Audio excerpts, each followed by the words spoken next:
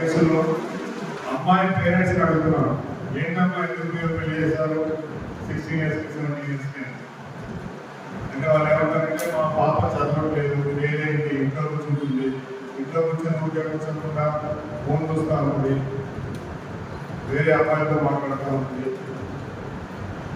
అంటే దానికి సైకిల్ లాంటిది. ఆమె చదవకుండా ఉండడం, చదువుకోవడం వల్ల ఇంట్లో ఖాళీగా కూర్చోవడం, దాని ద్వారా ఏం అమ్మాయిలు అంటే న్యాచురల్గా హార్మోనల్ ఇన్ఫ్లుయెన్స్ వల్ల అపోజిట్ జెండర్ మీద ఎవరికైనా ఒక ఆకర్షణ ఉంటుంది, అబ్బాయిలు అమ్మాయిల మీద, అమ్మాయిలు అబ్బాయిలు. కాబట్టి ఇది ఖాళీగా ఉన్నారు కాబట్టి ఏం చేయకుండా పొలంపరికి వెళ్ళడం, ఇంట్లో కూర్చుంటారు.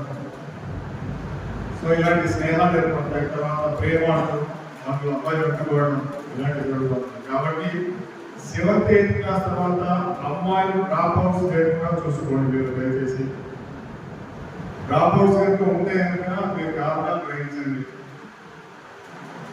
చాలా వరకు కూడా 8th 9th ఫీమేల్ పిల్లలే ఇంకా చైల్డ్ మ్యారేజ్ పోస్ట్ కేసులకి గురవుతున్నారు మా యొక్క స్టాటిస్టిక్స్ ప్రకారం.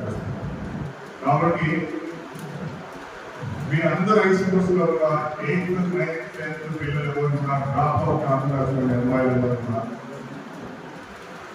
తర్వాత ఏదైనా సరే మీకు దృష్టికి వచ్చింది ఒక డ్రగ్స్ వినియోగం కావచ్చు. డ్రగ్స్ అంటే అంత పెద్దగా లేకపోవచ్చు, కొన్ని సిగరెట్లు వీడియో తాగడం, లేకపోతే ఇంకా మైనర్ డ్రైవింగ్ ఇలాంటివి కూడా దృష్టిలోకి వస్తూ ఉంటాయి. అవన్నీ కూడా అరికట్టండి.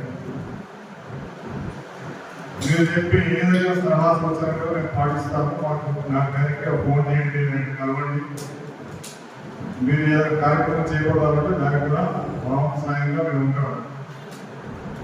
ఈ రోజు నుంచి ఈ సెప్టెంబర్ నెల నుంచి ఇక ముందైనా చైల్డ్ మ్యారేజ్ కానీ పోక్సో కేసులు కానీ రిపోర్ట్ కాకుండా మనమందరం కూడా చూడాల్సిన బాధ్యత ఉంది. దానికి మీరందరూ కూడా సహకరిస్తారని చెప్పి కోరుకుంటున్నాను. చాలా టైర్డ్ అయిపోయారు, చాలా అలసిపోయారు, గొట్టు రాస్తున్నట్టుంది.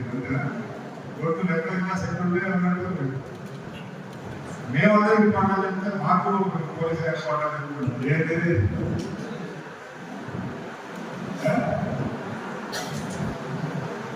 అంటే మీరు నేర్చుకున్న పాఠాలే నేను చెప్పడం వల్ల నేను స్థాయిలోకి నిలబడలేదు. మీరు పాఠాలు కాబట్టి నేను ఇక్కడ పోలీస్ డిపార్ట్మెంట్ ఎస్ఐ కానీ మీరు ఇచ్చిన క్రమశిక్షణ, మీరు కొట్టిన దెబ్బలు